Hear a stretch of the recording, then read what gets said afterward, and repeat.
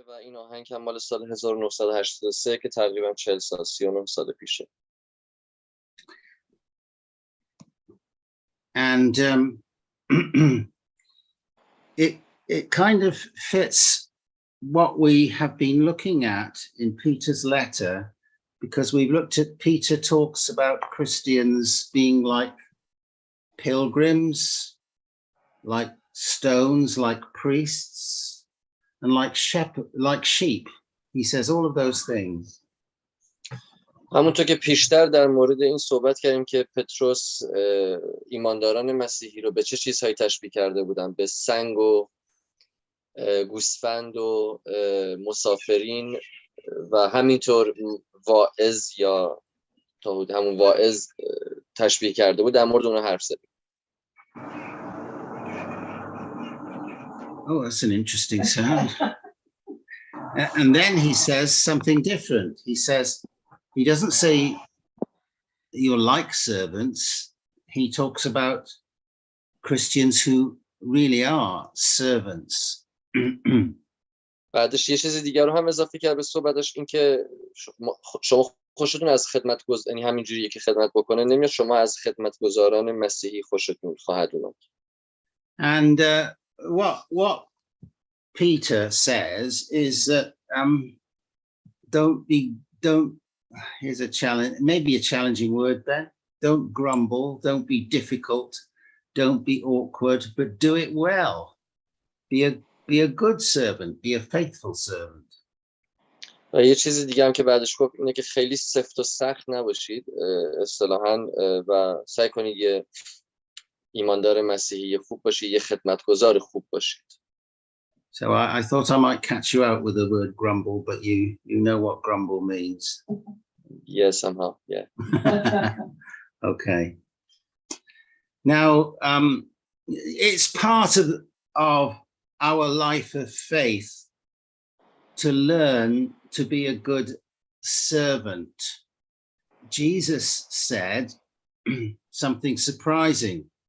He said, in the world, people want to be great and they want to be the boss and they want to be number one.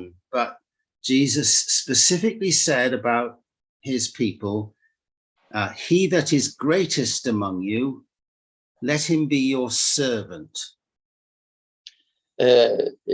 ایمان و خدمت کردن بخشی از زندگی و ایمان ما خواهد بود، بخشی از زندگی و عشق ما هستش و همینطور عیسی در این مورد یک جمله خیلی شگفت انگیزی میگه که مردم در همه دنیا میخوان که خیلی عالی باشن، فوق العاده باشن، درجه یک باشن، رئیس باشن، اما در مورد مردم خودش اینطوری میگه که اون کسی که از همه شما بزرگتره خدمتگزار شما خواهد. I'm not sure, Chubba, do we have Matthew chapter 23 verse 11? It would be good to actually thank you. Let's read this then. Just good to know what the exact words of the Bible. I haven't asked anybody to read, so if somebody would like to volunteer to read in Farsi. دوستان اگه کسی مایلی که به صورت داوطلبانه آیه های فارسی رو بخونه لطفاً. هر چه بیشتر به دیگران خدمت کنید بزرگتر خواهید بود، زیرا بزرگی در خدمت کردن است. کسی که خود را بزرگ میپندارد پست و کوچک خواهد شد و کسی که پست و کوچک خواهد شد و کسی که فروتن علامتش بزرگ و سربلند خواهد گشت. Thank you, Ali Tarabi. Thank you. You're welcome. So you can see, in a way, the gospel turns everything upside down. People want to be the top. People want to be the best, and that's okay. But Jesus says, the greatest among you is your servant, and that's who he was. میبینید که کتاب مقدس یه جورایی همه چیز رو وارونه میکنه. همه میخوان که بزرگ باشن، اما توی کتاب مقدس میگه که اون کسی که بزرگتره به همه خدمت میکنه و این همون چیزیه که خود عیسی هم بود.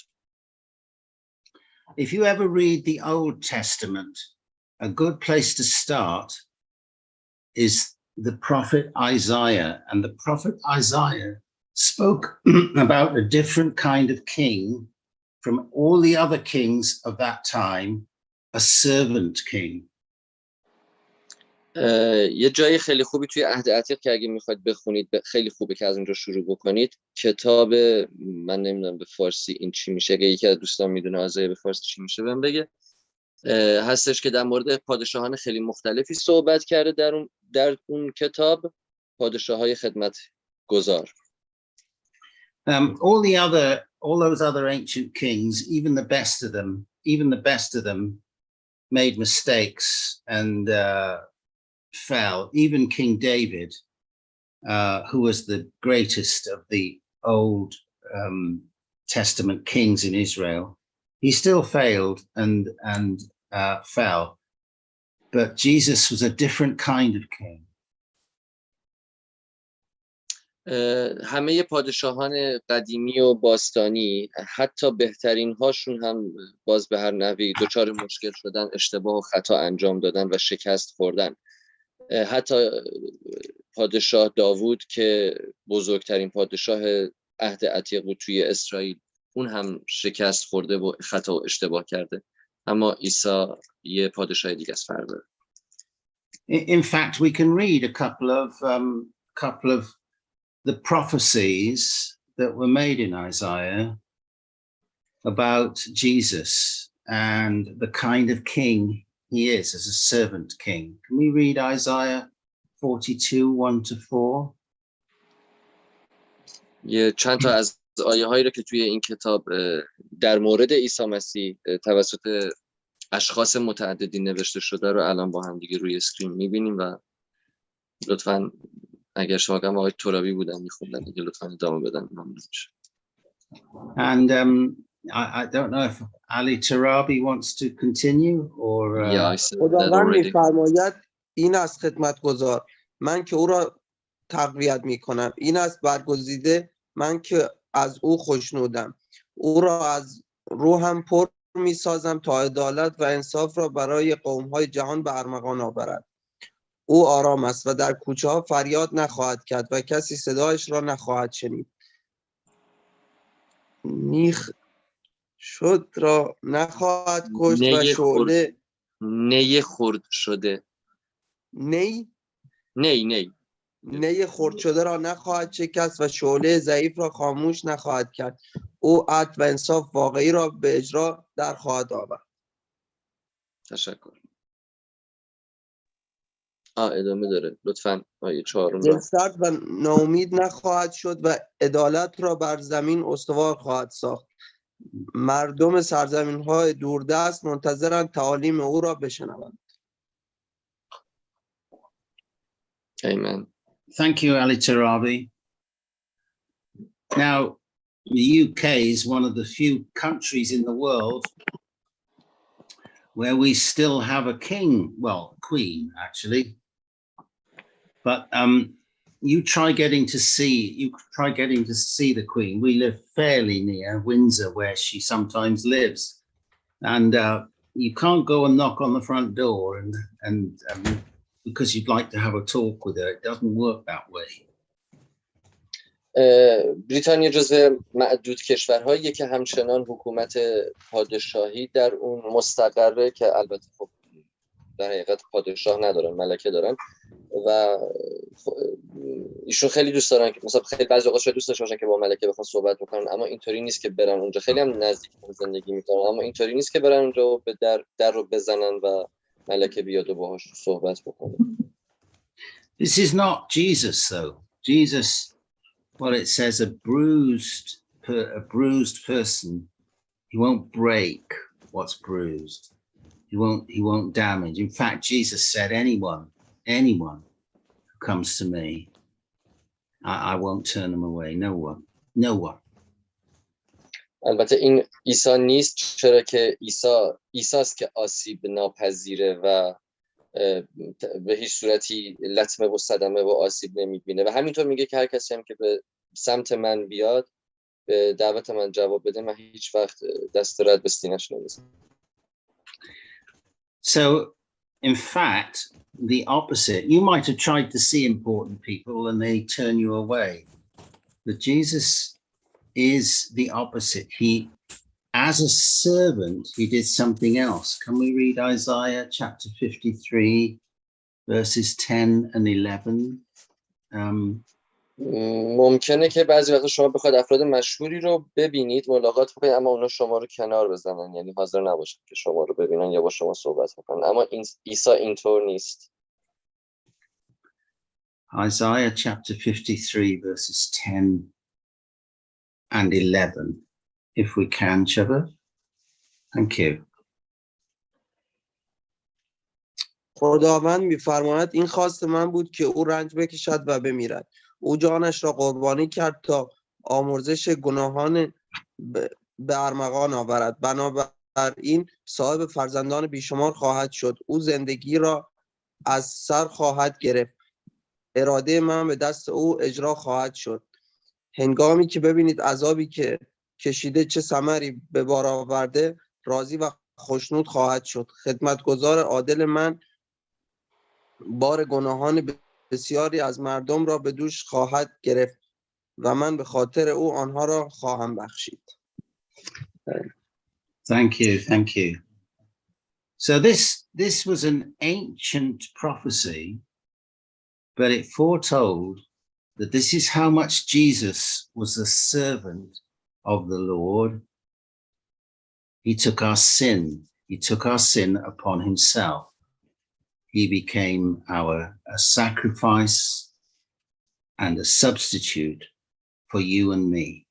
That's how much Jesus has served, and that's what makes him the King of Kings. این آیه هایی که الان خوندید یه نقل قول ها یا روایتی بود از دوران خیلی قدیم، از عهد قدیم، و اینطوریه که عیسی تبدیل شده به بزرگترین خدمتگزار به خاطر اینکه بار گناهان ما رو به دوش خودش کشید و به روی صلیب رفت و با این کار بهترین خدمتگزار شد و همینطور لقب شاه شاهان رو هم گرفت.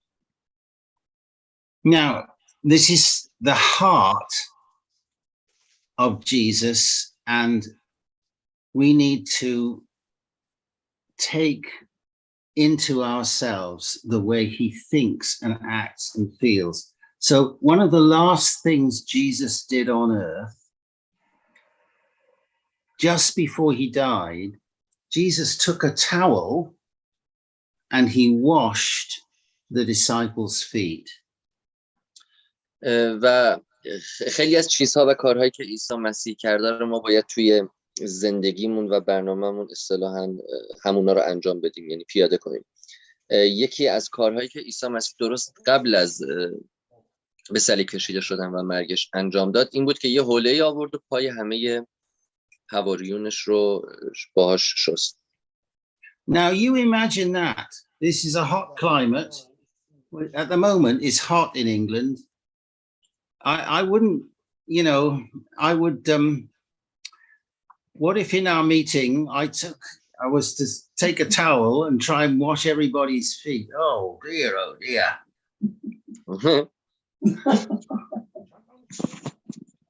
Doesn't sound well. الان در حال حاضر خب یه موج خیلی گرمی رو توی انگلیس ما شاهد هستیم و تجربه میکنیم و الان دارن میپرسن که چی میشد اگه من توی این هوا و با این شرایط، مثلا حالا اگر میتینگمون حضوری بود، چی میشد اگه یه حوله میآوردم و پای همه رو میشستم. But that's what Jesus did, and he did it to demonstrate the heart of a servant of God. اما این کاری که عیسی مسیح کرد و با این کارش خدمتگزار خدا بودن رو به همه ابراز کرد یا نشون داد، عیان کرد. Now it is quite amazing what Jesus can do to change people, and the Apostle Paul is an example. و این خیلی خارق العاده است کاری که عیسی مسیح انجام داده در مورد تغییر دادن مردم و افراد مختلف. مثال خیلی خوبش هم که پولس هستش. The Apostle Paul, he knew very well that God had called him to be an apostle, a pillar,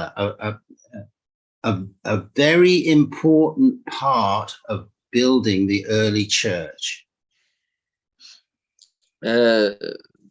پولس خیلی خوب به خوبی میدونست که خدا در اون موقع اصطلاحاً دعوتش کرده، فرا خوندتش تا یکی از پیام آوران و پیام رسانان و حواریونش باشه، در اون زمانی که اصلی ترین بنای ساختمان در اون زمان کلیسا بود. The Apostle Paul, when he was a young man, we're told in the Bible, he was part of the council of what's called the Sanhedrin. He already, as a young man, had a very important position in Jerusalem. He was not a very nice person, but a very important person. همونجور که توی کتاب مقدس به ما گفته شده، زمانی که پولس خیلی جوان بوده، یکی از اعضای اصطلاحاً شهرداری اورشلیم بوده که اسمش هم گفتم، و خب به تبع اون از جایگاه شغلی و اجتماعی خیلی خوبی برخوردار بوده، آدم خیلی بانفوذ و قوی بوده، اما مهربون و نجیب نه. But when God got hold of Paul, when God got hold of him, he completely changed him. اما وقتی که خدا اون رو در بر گرفت یا اصطلاحاً در آغوشش گرفت، بالکل تغییرش داد. He became from an important man who threw Christians into prison, who helped them even be killed. He became the greatest preacher of the good news of Jesus Christ to non-Jewish people.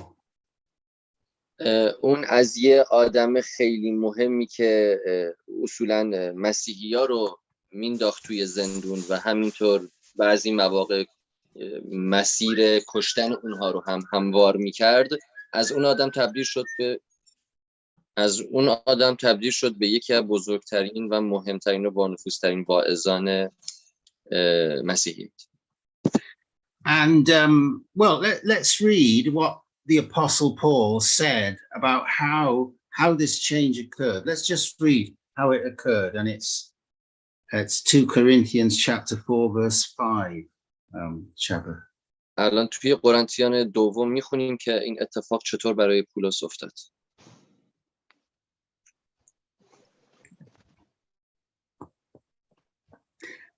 پیغام و عزم ما نیز هیچگاه در تعریف از خودمان نبوده است، بلکه در موعظه هایمان فقط به عیسی مسیح اشاره کرده ایم و او را به عنوان خداوند معرفی نموده ایم.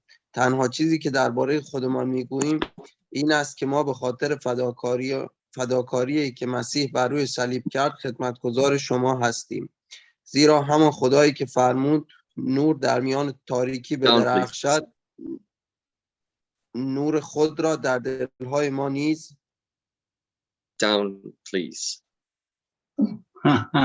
Oh, it was just finished. Just one verse.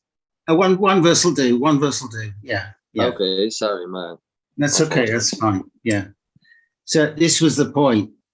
Paul became a servant for Christ's sake.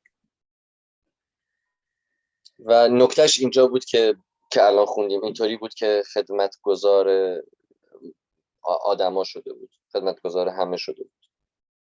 In fact, the name Paul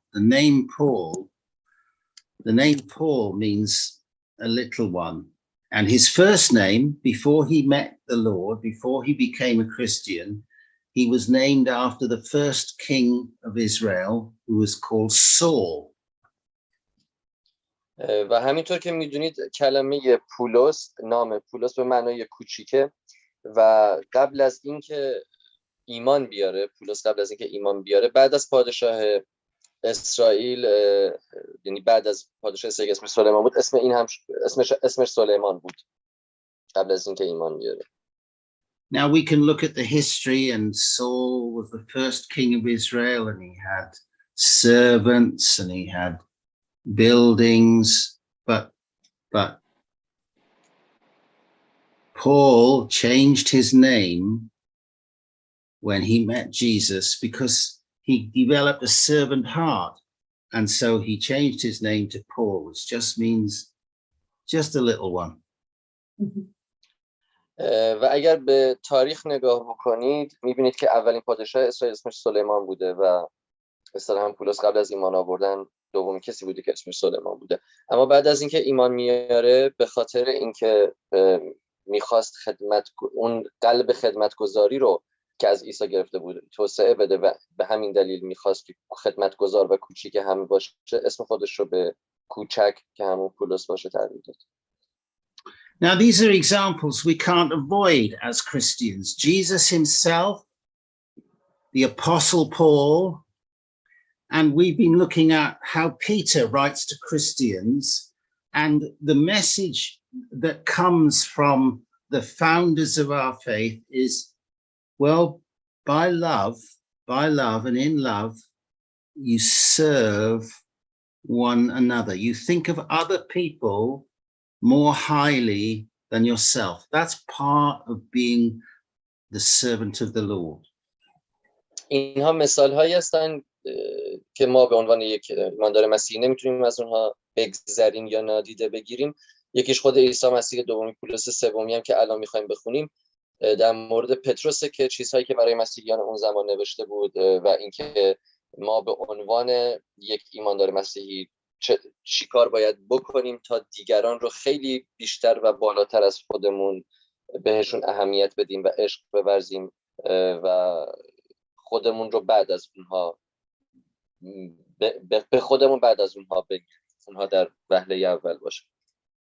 Well, you might say, I don't particularly feel like being a servant.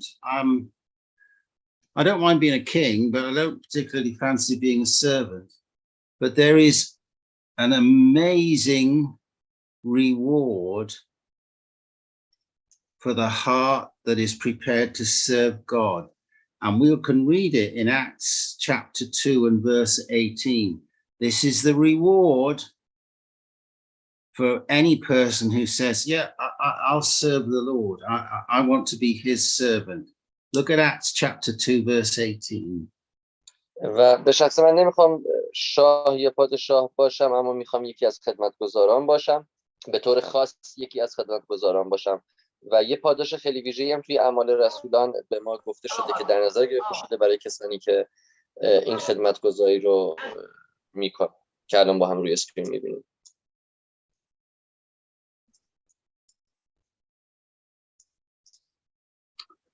بله، تمام خدمتگزارانم را چه مرد و چه زن از روح خود پر خواهم کرد و ایشان نبوت نموده از جناب من سخن خواهد گفت. از جانب من سخن خواهد گفت. Thank you. Thank you. It's a short verse, but it says everything. God says he will pour out of his own spirit on the servant-hearted. That's what he says. I will pour out my spirit on my manservants and on my maidservants, men and women. I will pour out my spirit on those who serve me. آیه کوتاهی بود اما پر از معنا. همونطور که توی آیه نوشته شده خدا میگه که من روحم رو در قلب همه خدمتگزارانم و کسانی که به من خدمت میکنن، چه مرد چه زن، قلب اونها رو از روح خودم آکنده میکنم، پر میکنم. And in the end, we all serve something or someone. We might serve money, we might serve ourselves, but in the end, we all serve someone or something.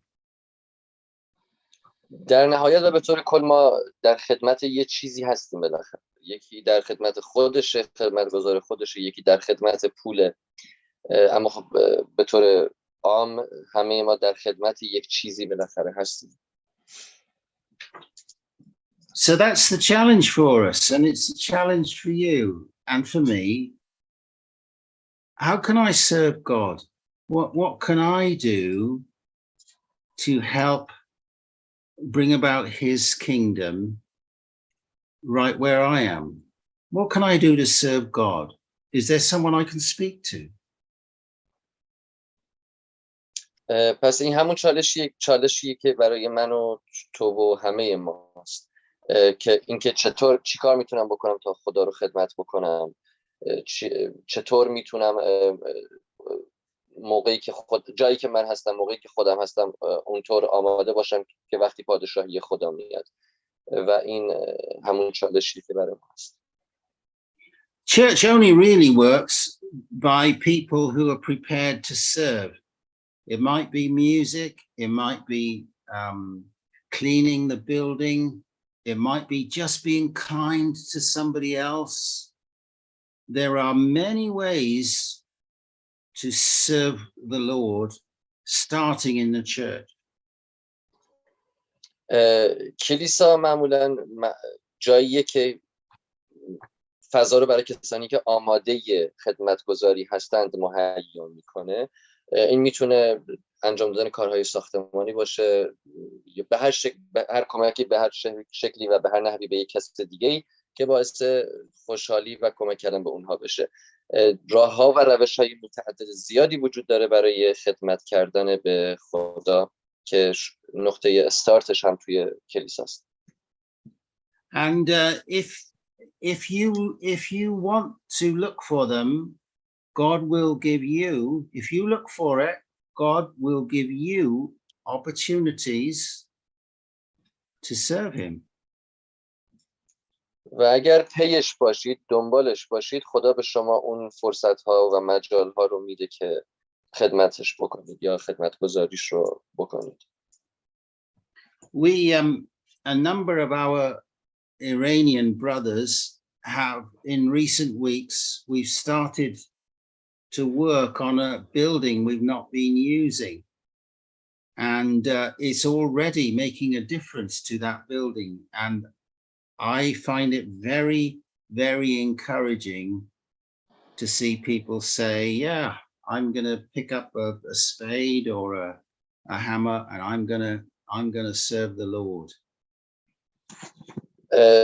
طی هفته‌های اخیر تعداد ساعت زیادی رو با چند تن از دوستان ایرانی توی ساختمان قدیمی کلیسا که الان در حال حاضر ازش استفاده نمیشه مشغول نوسازی و تعمیر هستند و این خیلی میتونه تشویق کننده و ترغیب کننده باشه برای هر کسی که بخواد بیاد اونجا چکشی چیزی دستش بگیره و یک جای کار رو اصطلاحاً بگیره و بگه که میخوام به خدا خدمت کنم. And it's not just Iranians either. It's British people, it's people from El Salvador and others. You find a way to serve God, and I'll show you a promise. البته فقط برادران ایرانی نیستن، دوستان ایرانیمون نیستن، دوستان انگلیسی و همینطور السالوادوریمون هم هستن که توی این کار کمک میکنن. شما بالاخره یه راهی رو پیدا خواهید کرد که به خدا خدمت بکنید و قطع به یقین پیدا خواهد شد این راه. If we can have a look at John chapter 12 verse 26. Shaba, John chapter 12 verse 26. یوحنا رو میخونیم. Just one verse. Just again. one verse. Okay. به این یونانیان بگویید اگر میخواهند شاگرد من شوند باید از من سرمشق بگیرند، چون خدمتگزاران من باید هر جا میروم با من بیایند. اگر عیناً از من سرمشق بگیرند پدرم خدا ایشان را از سرفراز میگرداند. I'm not sure that Helen will remember this, but that verse was preached when we got married.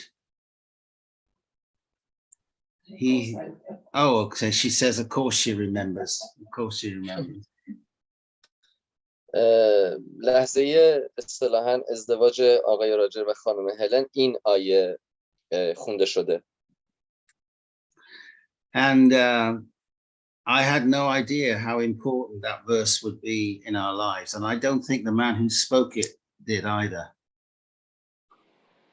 و اصلا نمیدونم که این آیه چطور و به چه میزان و چقدر میتونه توی زندگی من مهم باشه و همینطور اون شخص گوینده این آیه. But it's a promise. It's a promise to to you, wherever you are, whatever circumstances you're in. It's a promise. It's one of many promises of God. And the promise is, if you honor him and serve him, he will honor you. خب این هم یه وعده وعیدیه که از طرف خداست. یکی از وعده وعیدهایی که از جانب خداست که میگه که اگر که خدا رو خدمت بکنید شما رو افتخار و شرافت خواهد داد. Jesus now has the highest honor, the highest place. Jesus deserves the highest honor, and he was the greatest servant of humanity. عیسی بالاترین افتخار و شرافت رو داره، از آن عیساست و همینطور بزرگترین خدمتگزار هم بوده در طول تاریخ. And he invites you and me to take the same path. و همینطور من و شما رو هم دعوت میکنه تا همین کار رو انجام بدیم. I wasn't sure, Mrs. Cook, that you'd remember that. Why wouldn't I remember our wedding? But do you remember what you preached? Yes, I do. You do. Okay.